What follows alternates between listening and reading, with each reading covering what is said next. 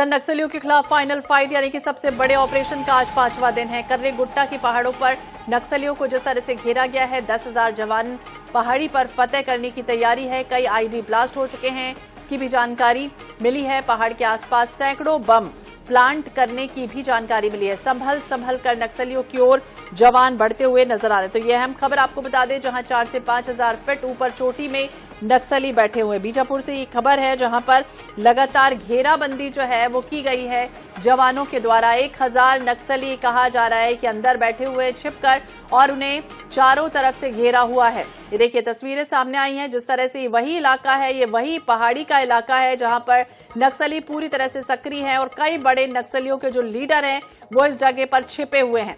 और यही वजह है कि 1,000 से ज्यादा जो जवान हैं अलग अलग राज्यों के, जो छत्तीसगढ़ की सीमा से सटे हुए हैं, राज्य तेलंगाना हो, महाराष्ट्र हो या फिर मध्य प्रदेश हो, ये तमाम ऐसे जो जवान हैं वो यहाँ पर, तमाम जो टीमें हैं वो सक्रिय हैं, पूरी तरह से घेराबंदी की हुई है।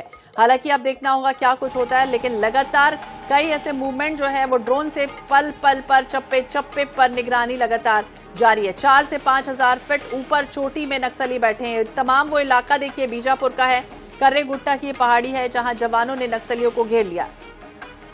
गणेश मिश्रा ज्यादा जानकारी के लिए हमारे सहयोगी हमारे साथ जुड़ गए हैं। गणेश, अब क्या अपडेट सामने आए, क्योंकि आज 5वां दिन है और लगातार जिस तरह से घेराबंदी की हुई है जवानों ने, इसके पहले एक पत्र भी सामने आया है।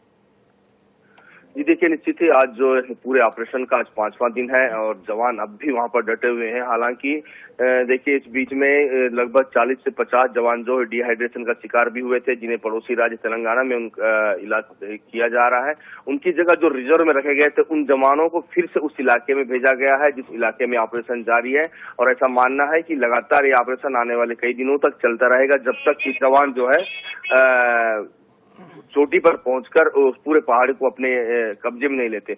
दूसरी ओर नक्सलियों की ओर से भी एक पर्चा जारी हुआ, जिसमें शांति वार्ता की बात कर रहे हैं। वो निवेदन कर रहे हैं सरकार से कि इस ऑपरेशन को रोक दें, परंतु जिस तरीके से ऑपरेशन इस समय चल रहा है, तो ऐसा लगता है कि जब तक वो उस चोटी पर मौजूद सारे नक्सलियों को मार नहीं देते जवान, तब तक ये ऑपरेशन लगातार चलता रहेगा। जी तो बिल्कुल ये ऑपरेशन लगातार चलता रहेगा। छत्तीसगढ़, तेलंगाना, महाराष्ट्र बॉर्डर पर नक्सलियों के खिलाफ ये सबसे बड़ा ऑपरेशन इसे कहा जा रहा है। दूसरी तरफ गणेश, किस तरह की स्थिति है, क्योंकि जवान कई डिहाइड्रेशन का शिकार हो गए थे, चूंकि आपने जिक्र किया, लेकिन दूसरी तरफ हेलीकॉप्टर से बाकायदा जो खाद्य सामग्रियां हैं वो जवानों को पहुंचाई जा रही।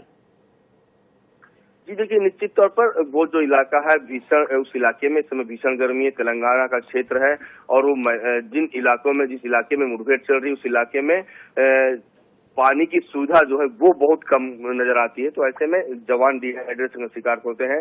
साथ ही जवानों के खाद्य सामग्रियां भी जो है वो हेलीकॉप्टर के माध्यम से उन इलाकों में पहुंचाई जा रही है।